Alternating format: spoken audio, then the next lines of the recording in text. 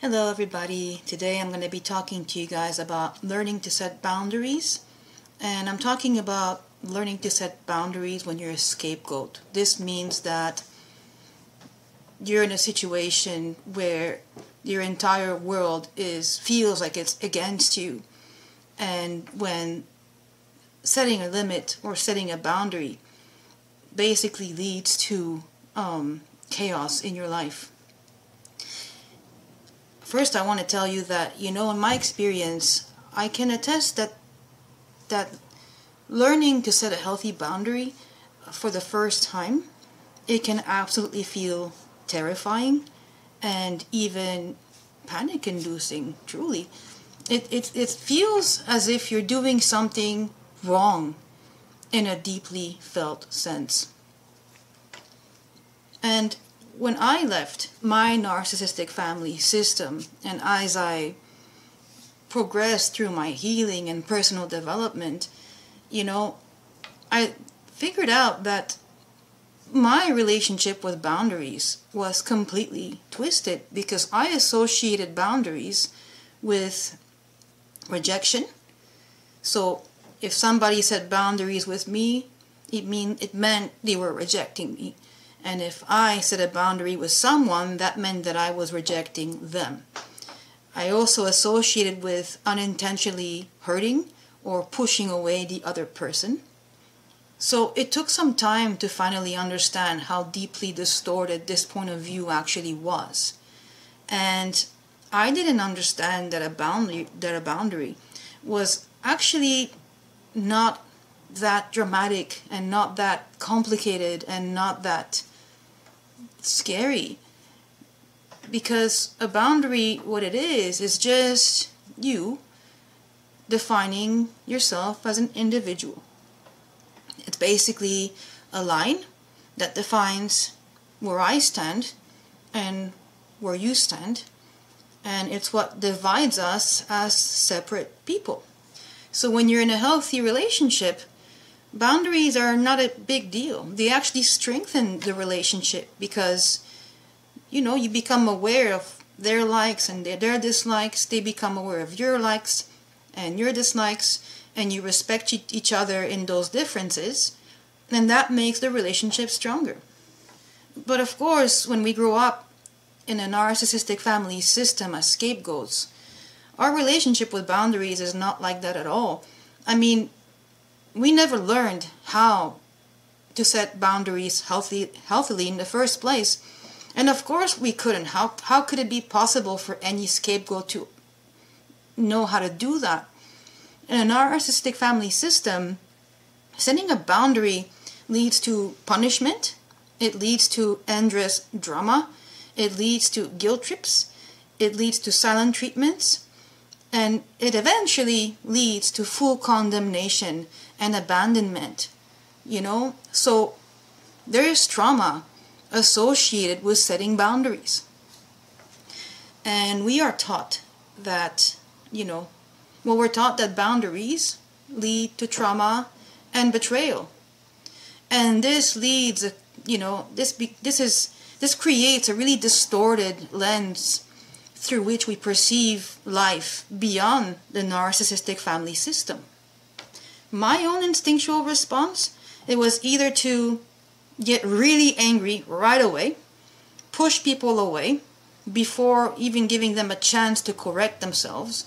It was very black and white, right? Or it was to not say anything at all and allow for my discomfort to just fester and grow and fester and grow until I was completely depleted. And neither one of those options is obviously healthy, right? And then, of course, you put on top of that the lens of guilt and shame and false responsibility, that the scapegoats always carry, which of course makes it even harder. So, what happens in narcissistic family systems is that the scapegoat's boundaries are basically viewed as inconveniences that can be bargained with or manipulated, and especially that can be leveraged against other stuff. Like some family members may perhaps give you some gifts, or, you know, it's breadcrumbs, right? So occasional favors, occasional gifts. Maybe you'll get financial assistance because you were in trouble once, and, you know, of course things happen and life is not linear. So if you ask for help for anything, they might perhaps help you at something.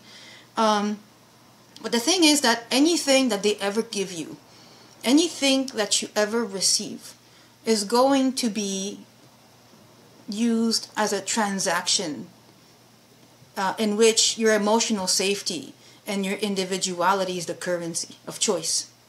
Okay? So your emotional safety is going to be something that you're going to have to give up. And your individuality is something that you're going to have to give up in exchange for whatever it is that they will provide you. You know? Your individuality is transactional. You know, even your trauma is transactional. Everything's transactional. The narcissistic parent can do things to you, and then you will, you know, they hurt you, and you try and set limits, and you try to set boundaries, but then other family members will say, well, you know, we helped you when you were in trouble. And they'll get angry at you for actually trying to protect yourself, as if the stuff that they did for you cancels out abuse and the trauma that the abuse, you know, that followed the abuse, right? They think that by giving you stuff, or that by giving you some kind of attention, by taking you out and having a good time one evening, as if that could cancel out, as if that could be utilized as a transaction, you know, against your emotional safety. So basically what they're doing is they're saying, here, I'm going to choose what I give you, and now you owe me whatever it is that I want you to give back, so keep your mouth shut. Take what I give you and keep your mouth shut. And that's essentially what happens. And then what happens? Well, then you go out there into the world and you don't know how to set boundaries healthily. And so we let people in that aren't healthy for us. And this difficulty setting boundaries reflects in our environment.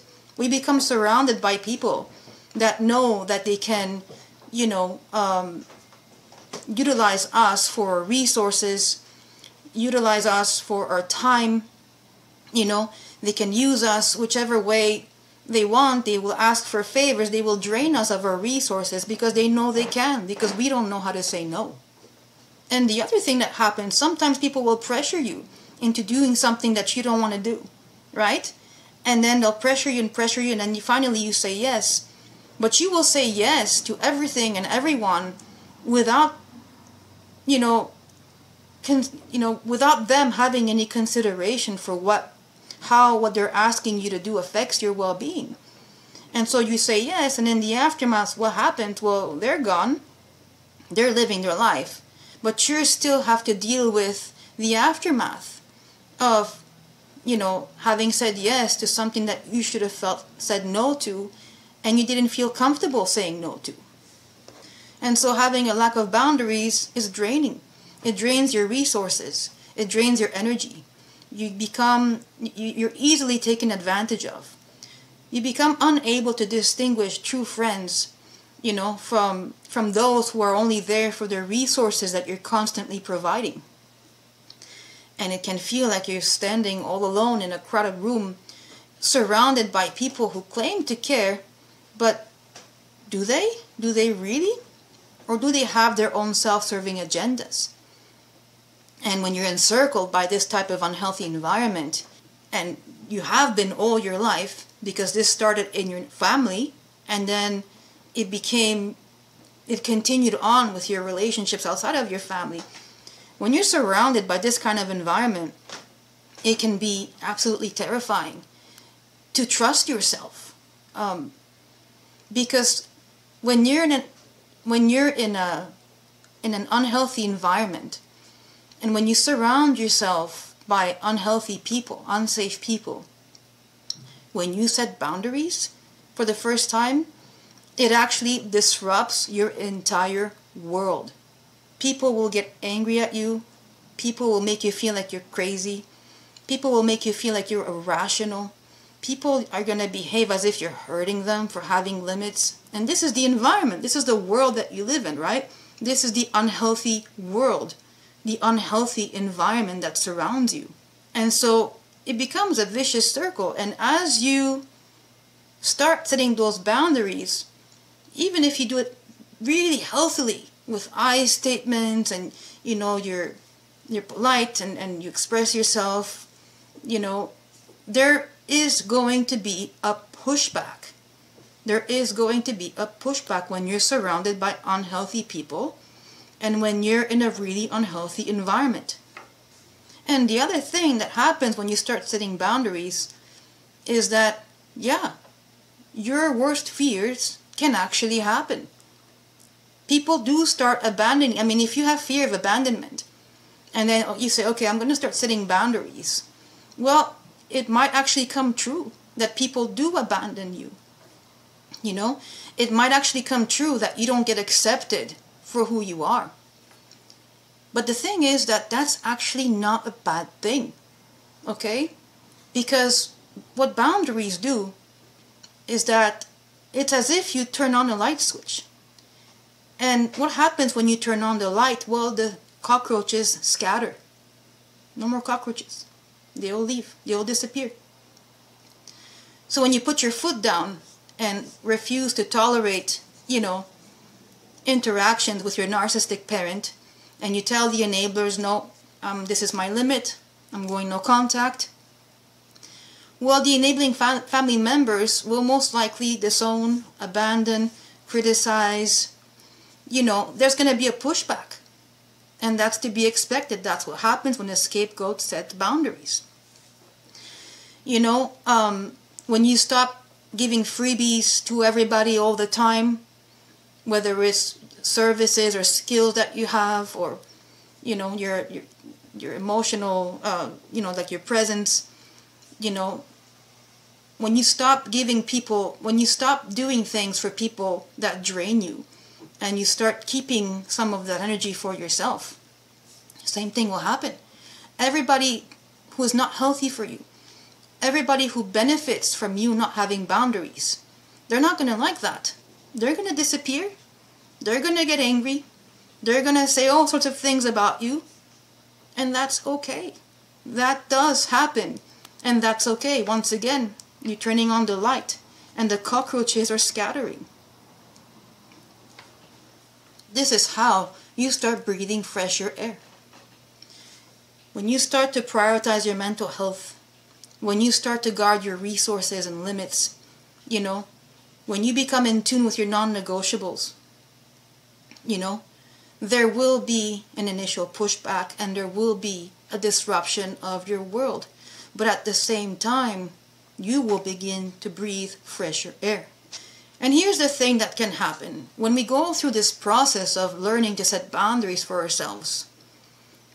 Because we've gone through so much gaslighting, and because we're talking about an entire environment, like the entire environment that we're in, you know, the family that we were raised in, and then outside the family, the unhealthy relationships that we attracted into our lives. You know, when all of that, when everything seems to, you know, push back and turn against you, it can be confusing, and it can make, it's possible that you may start feeling like, okay, you question yourself. There's a doubt. Am I unreasonable? Is it me?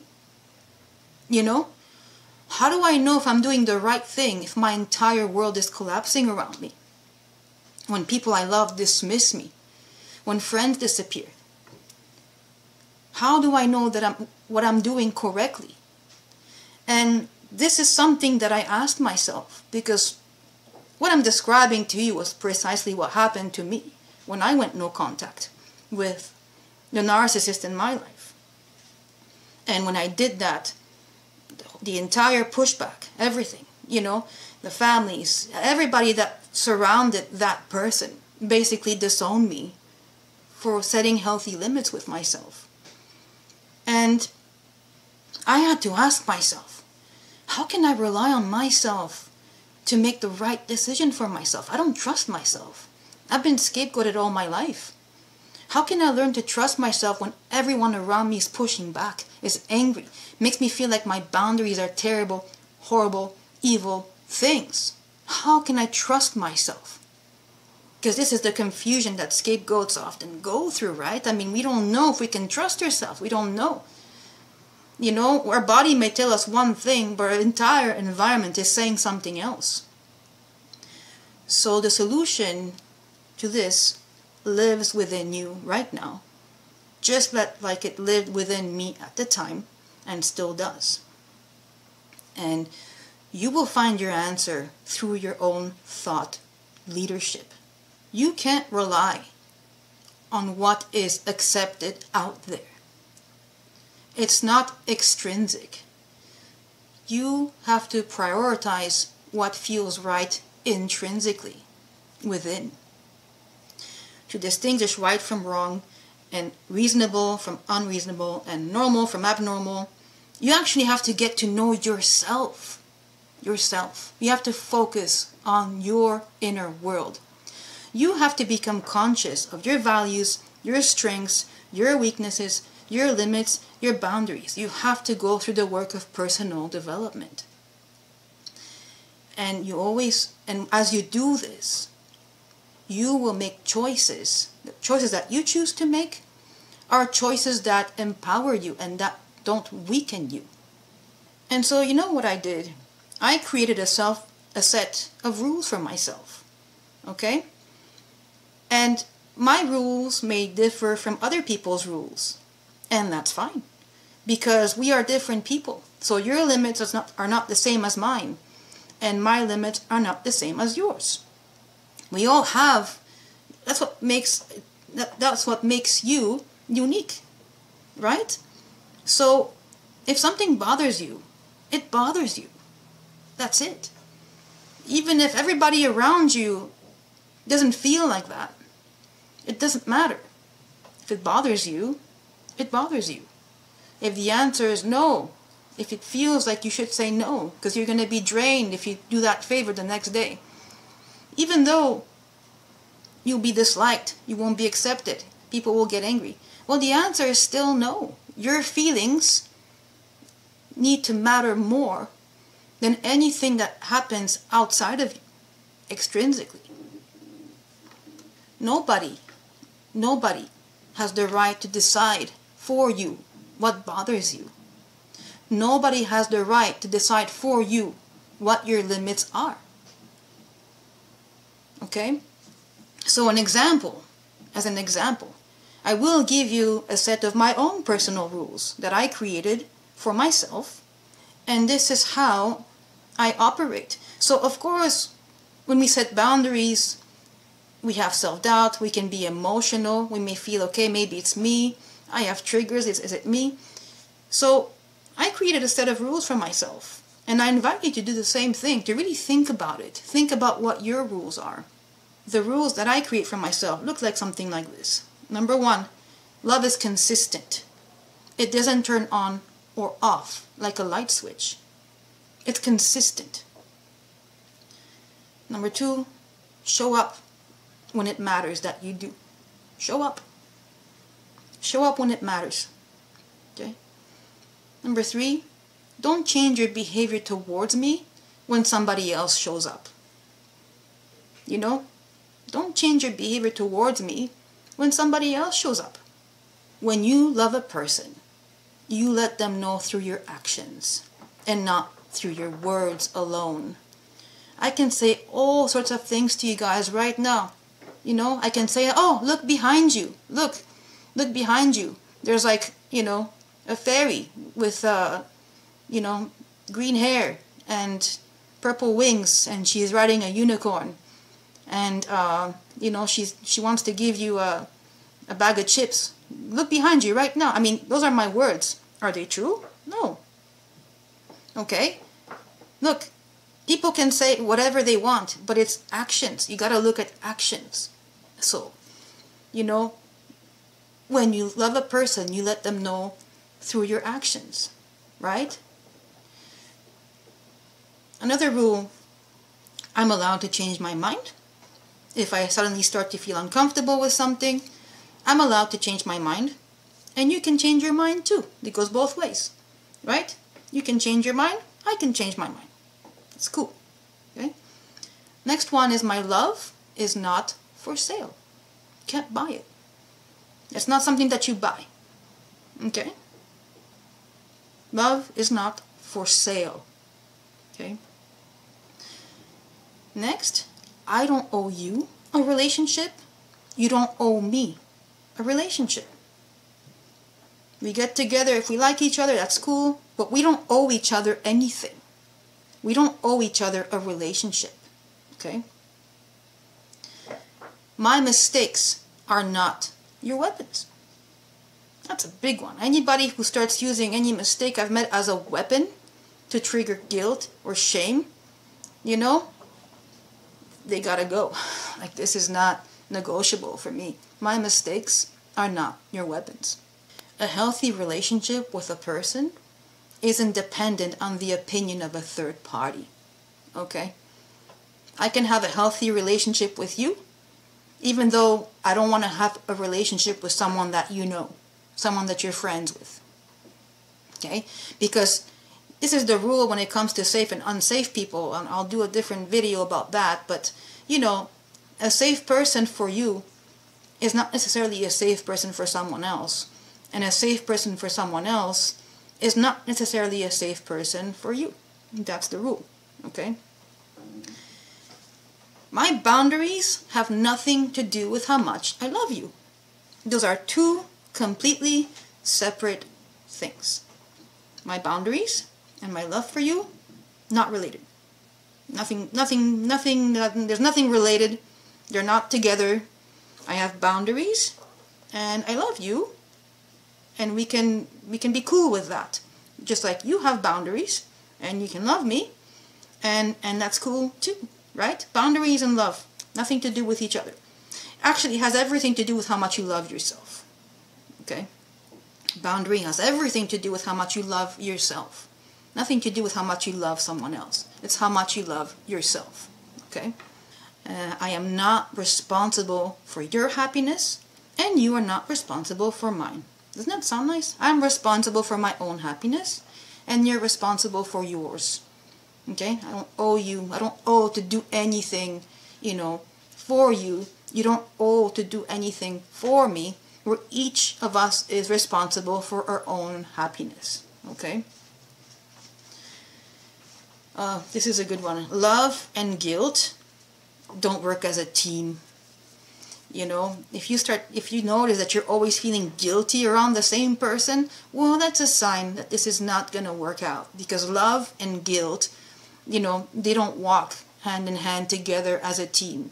Okay, healthy relationships feels uplifting. Of course, if you do something wrong, it's normal to feel guilt. But I'm talking about consistently feeling guilt all the time around the same person, right? And the last rule, safeguarding my mental health and emotional safety takes precedence over all my decisions, okay? So these are examples of rules that I live by and that I abide to for myself, for my own, to safeguard myself.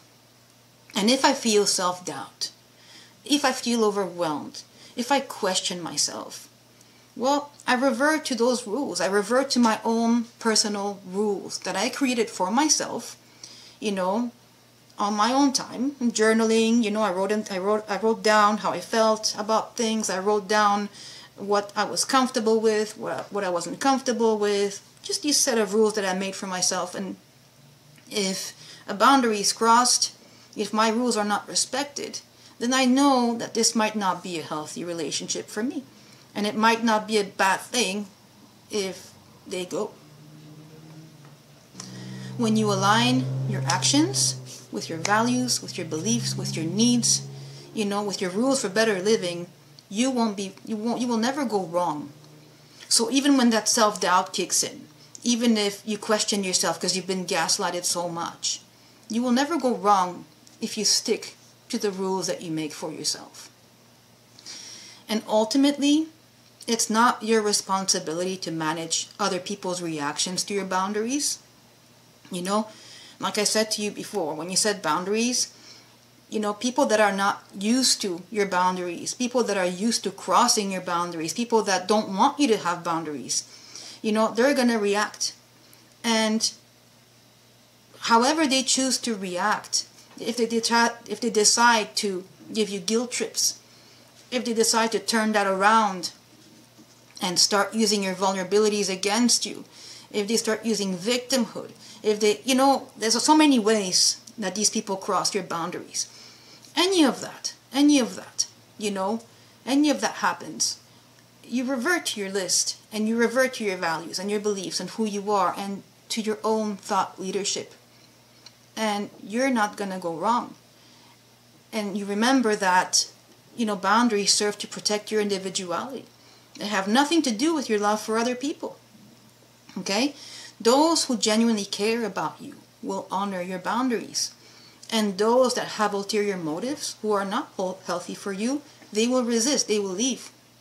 Getting used to that feeling of setting boundaries, the discomfort that comes with them, is going to change your life in the long run. You know, because beyond that discomfort, you're going to find safety. You're going to find growth. You're going to find your own authenticity. And yes, I'm not going to deny that there's a tremendous amount of grief that comes with setting boundaries when you come from a narcissistic family system, because the people that should protect you actually abandon you. So there is a period of grief that can actually occur as well when you set boundaries, when you come from these types of systems. But you know what? You're going to regain control over your life and your well-being. So that's a mountain that you got to climb and get to the other side. Just remember that there's boundaries and there's non-negotiables. So, you know, boundaries you can generally negotiate. You know, for example, if you're in a healthy relationship with someone, you can negotiate, you know, who does what in the house and how much time you get to spend with each other, you know, how much time you allocate to your own hobbies, especially if you have kids. You know, you gotta have conversations around how you can have your needs met versus, you know, having some time for yourself. There's a lot of negotiating that can happen. Non-negotiables.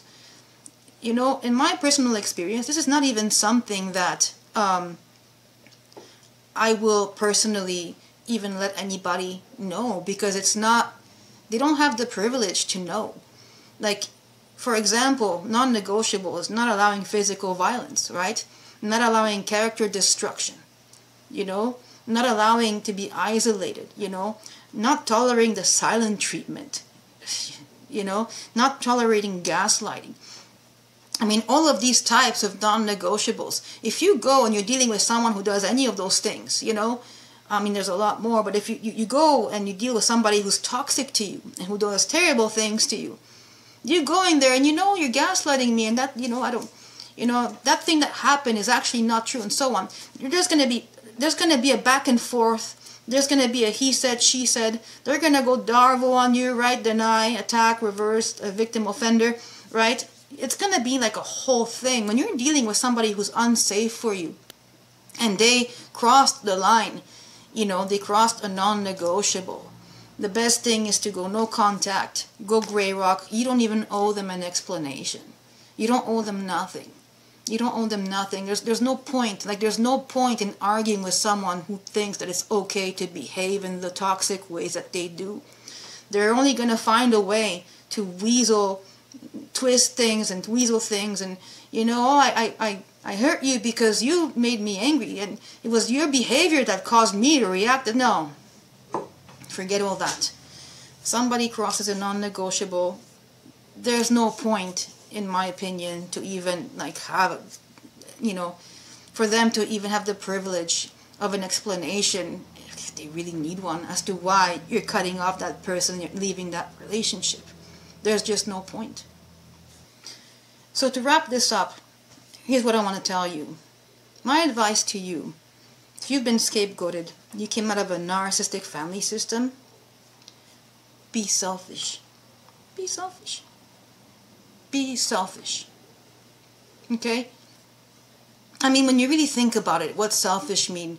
Selfish means that you direct your attention inward, and that you align your own needs with your wants and your desires, regardless of the people around you. Okay? This involves making choices that are in your best interest. And it ensures that you, and only you, retain what you need without depleting yourself for anybody else. You know what? That doesn't sound so bad after having gone through narcissistic abuse, after having gone through a narcissistic family system. Being selfish doesn't sound bad at all. And so embrace it. Embrace the selfishness. Embrace it. Be selfish. Take care of yourself. Prioritize yourself. Say no. Say no. And prioritize yourself first. So I hope this helped you. And always remember, I love myself. I trust myself. And I'll see you soon.